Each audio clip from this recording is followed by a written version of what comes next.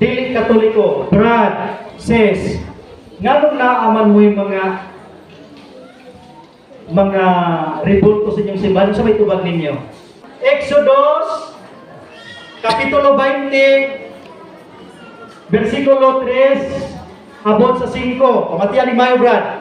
Kaya makakita ka sa kamatuoran. Ayaw pagbaton og laing Dios gawas kanako. Ayaw pagbuhat og Dios o larawan. Sa bisan unsa dito sa langit o dinhi sa yuta o diha sa tubig nga naa ilalom sa yuta.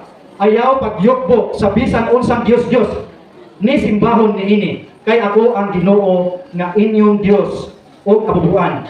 Silutan ko katong nagsalikway kanako, lakip ang ilang mga kaliwat hangtod sa ikatulog o ikaupat nga kaliwatan. Matay man niya, mga na sila, na sister, karon nakabalo na tangap. Didili ang mga revolto, ganun karon naman may mga revolto. Na.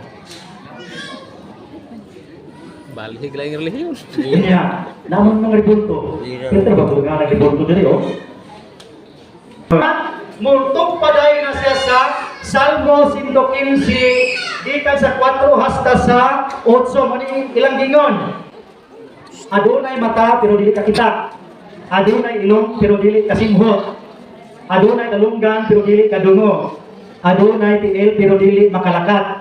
Adunay kamot apan dili makahika. Di ba naay mata inyong revolto, makakita na sila? Ngayon kadayon dili.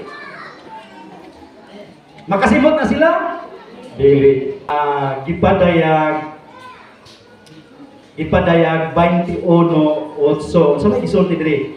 Apan ang mga talawan, mga maputiyon, ang mga malawayon, ang mga mamuno, o makilawas nun, ang mga salamangkero, ang mga nagsimbag Diyos, o ang tanang bakaton may riagong gayon, sa linaw, nga kalayo, o asupri, nga mao ang ilang ikaduhang kamatayon. So, brad, dili ka mo biya sa Katoliko, may impyerno gyud ka. Batay ha? Exodus 20, gikan sa 3 sa 5, Salmo 115, gikan sa 4 hasta sa 8, gipadayag 21:8.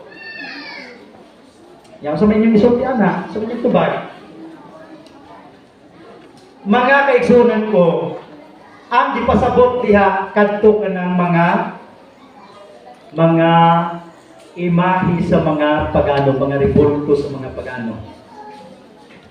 Batay man ha, dapat yung sa Deuteronomio 16 abot sa gikan sa 4 abot sa Deuteronomio 4 gikan sa 16 abot sa 20. Now, kung atong analyson sabto na tog maayo ang gisulti ang niingon diha sa Exodus Kapitulo 20 versikulo 3 hasta sa 5, klaro kayo kaayo nga kung sabihin mo diha, ayaw ka mo pagbaton og mga larawan ninyong gisimbahon. Dili kita ipasabot ana. Dili kita ipasabot ana. Ang ipasabot ana kadtong mga imahe sa mga Diyos-Diyosan.